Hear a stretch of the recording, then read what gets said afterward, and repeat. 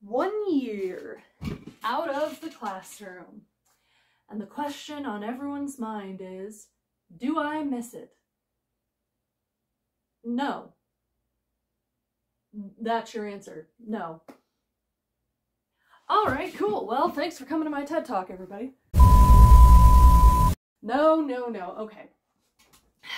If I'm being completely honest, it's a little bit more complicated of a question to answer, but I want to talk about it, and I think that it's very illuminating to be outside the field for 1 whole year, and now with kind of a clearer head and a new perspective to look back on teaching and my time in the classroom and figure out, what do I really miss versus what I don't?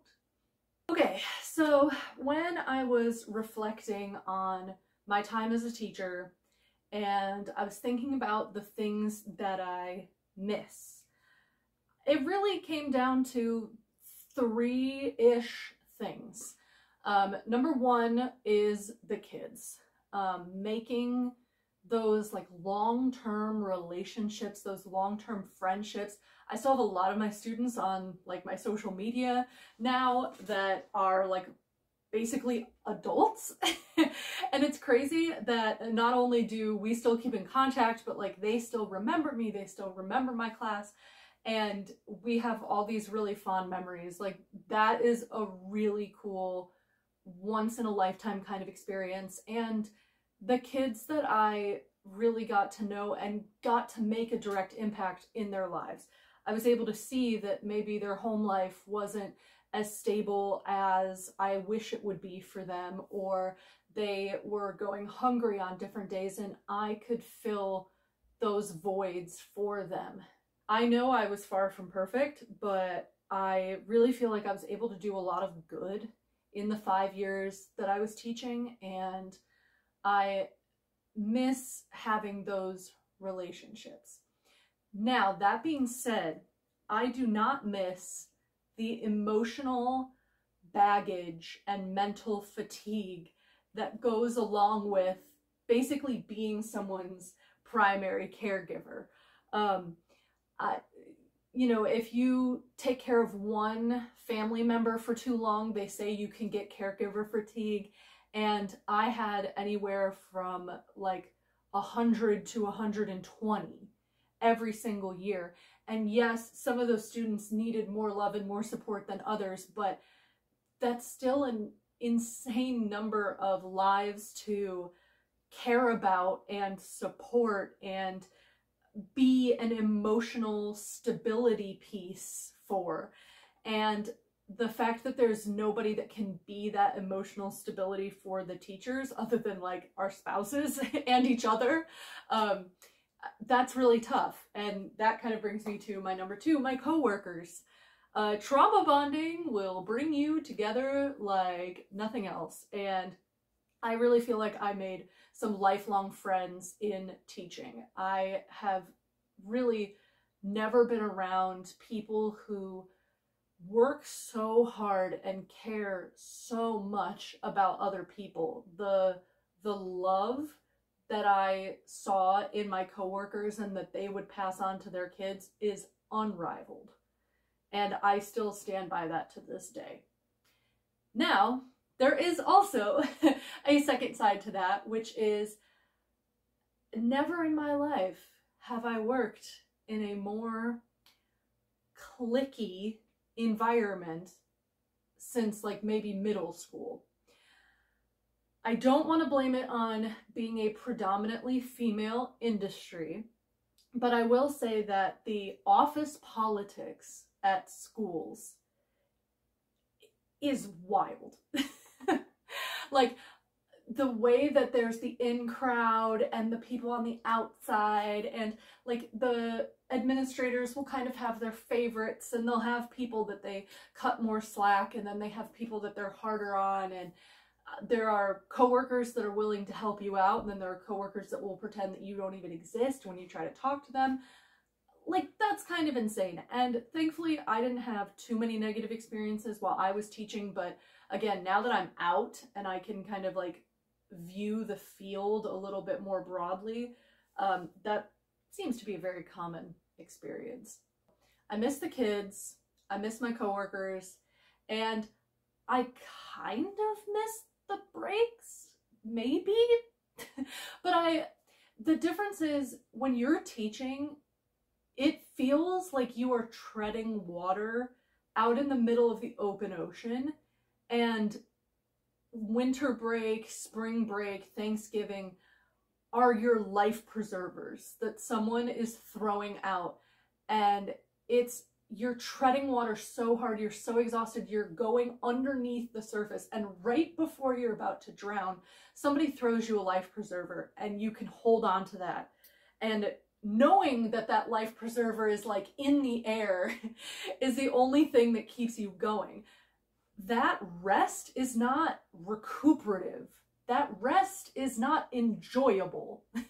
That rest is survival. That rest is, I'm going to catch my breath, get my head above water right before, in a week's time, that life preserver is going to get yanked out from underneath me.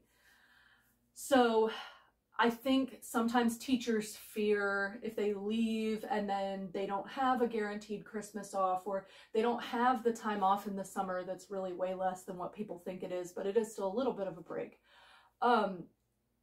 I would say your breaks feel way different because you don't feel like you need them.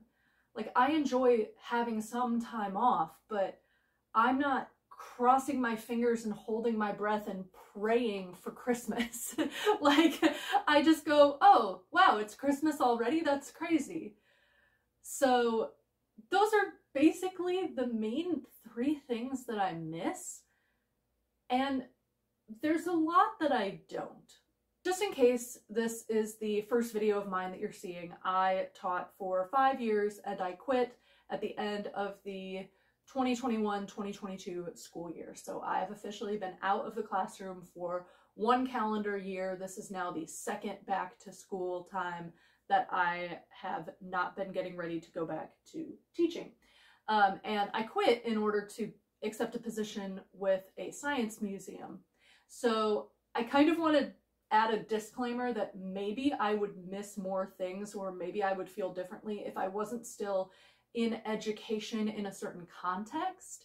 But the educational stuff that I'm in right now counts as informal education. And that's actually been the coolest part for me, because I do miss building those long-term relationships with my students, but especially because I was mostly a middle school teacher, my audience was kind of captive, and not captivated, but held hostage. They didn't have anywhere else to go or anything else to do. They had to be in my class. They had to learn from me.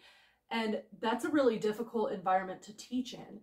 So now in the museum, I'm interacting with people who want to be there. And if they come into my lab space, it's because they're already interested and because they already want to learn. And I have really enjoyed teaching to that kind of an audience. So instead of just going on a rant about all the things that I don't really miss, and don't worry, there will be a rant, timestamps in the description if you want to just skip to that.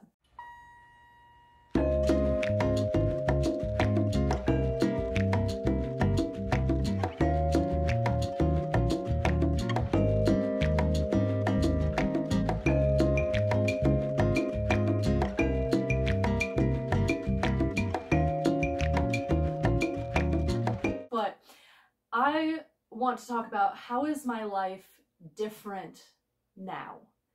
And I think it kind of helps illuminate some of the issues that are currently facing teachers today. The biggest one is my mental health and just less stress in general. I genuinely enjoy going to work every day.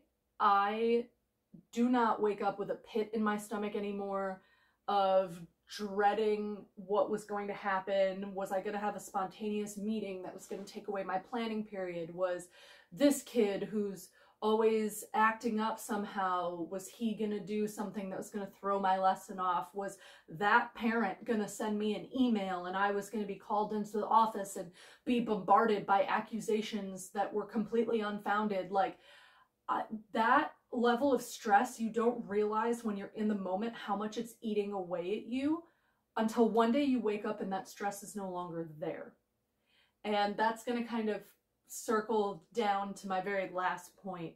But it is just incredible how much less stress I am under every single day. And that mental health goes into physical health. So my physical health is better, not just from the lack of stress, but also because I have time. I have time to work out 4 days a week regularly and not be so stressed. I have time to cook meals and meal prep and eat my food and enjoy it and not just inhale it in a 20-minute lunch where I'm still on duty and I have to be watching my students the whole time. That also pours into time to pursue my passions. And I have been writing more than I have in a really long time. I've started a new book. I started a new YouTube channel. I finished my advanced certification for personal training. And now I'm looking for a second job because I want a second job, not because I need a second job, because I literally can't pay my bills on the salary that I'm being paid. I am so appreciative for just the amount of time that I have back and time that is mine.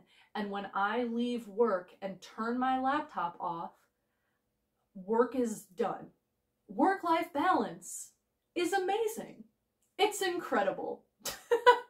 I can't explain how I don't get messages at 3 a.m. anymore from people demanding that I respond. Even though I don't get the long pre-planned breaks, I get multiple days of PTO that I am free to use and actively encouraged to use. But I also get discretionary holidays. So if I work a holiday, then I kind of have a free floating vacation day that I can stick somewhere else on my calendar. So while I don't have all that time off in the summer, I don't need all that time off because my job is not sucking all of the life out of me like a vampire.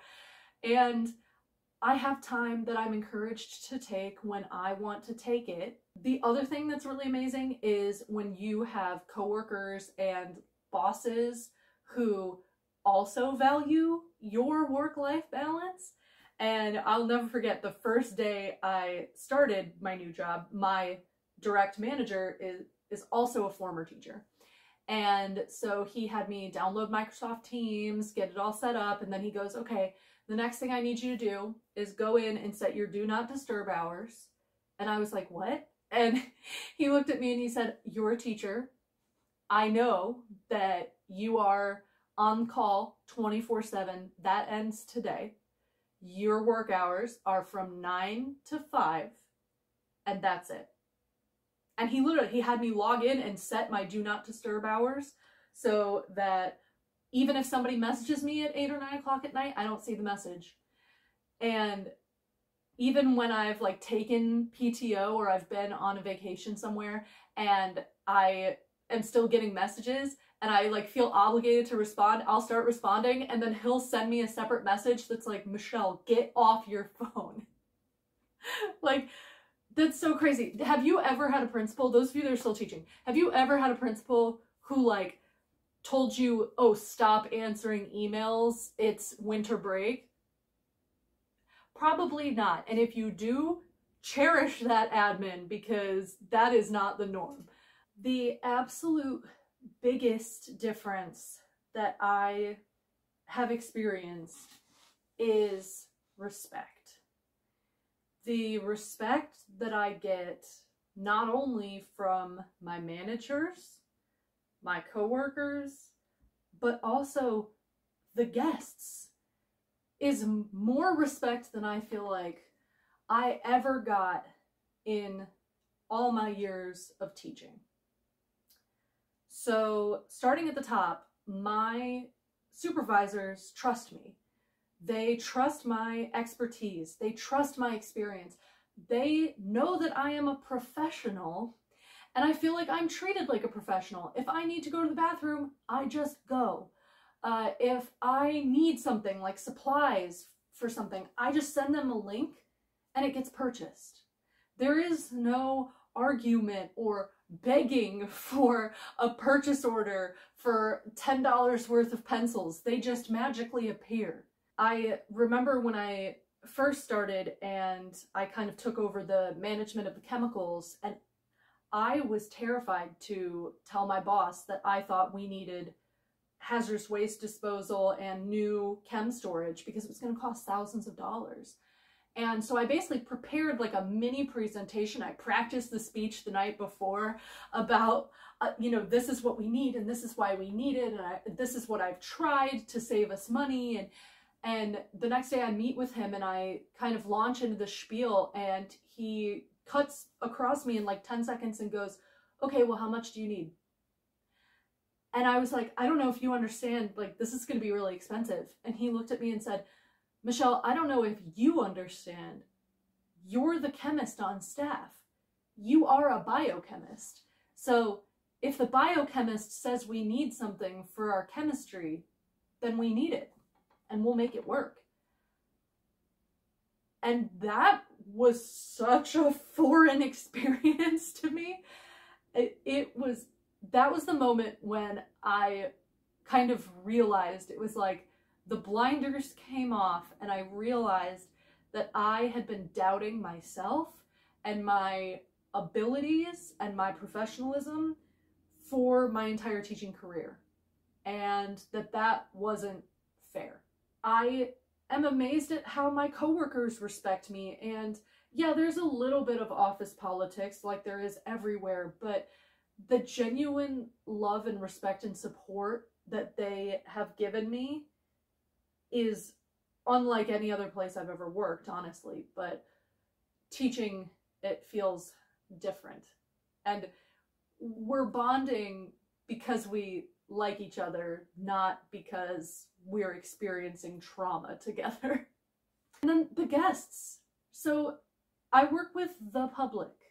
It's basically, in some ways, it's like education meets retail. So I was fully prepared to feel like I was working another retail job, and there's definitely those days, but I realized I was scared of people because my experiences in meetings with parents and students was almost always negative. To the point where when I was first working there, I was walking around the museum and somebody interrupted me and was like, oh, excuse me, ma'am. And I turned around and I felt that knot in my stomach. I felt my heart race and my anxiety came up.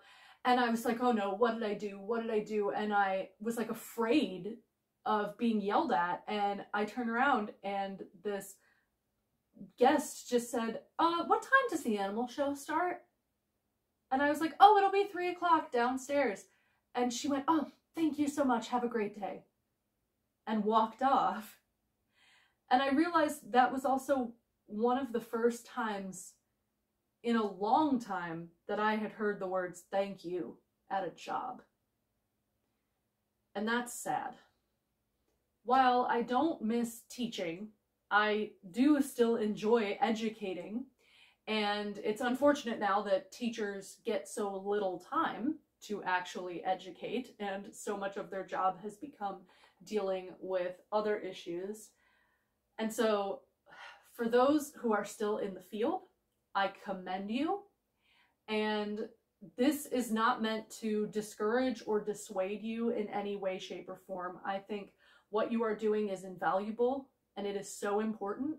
And if you are still in love with your job, do not let me talk you out of it. But if you are a teacher who is wondering if there's something different out there and maybe something that might be a better fit for you, I can tell you that at least for me, there was.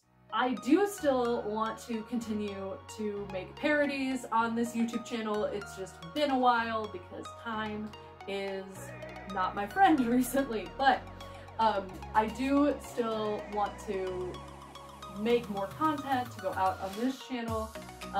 And in the meantime, I would love to read your comments and hear your thoughts, whether you're a parent or an administrator or a current teacher, former teacher, or even a student, because I know I still have students who follow this channel. Thank you all.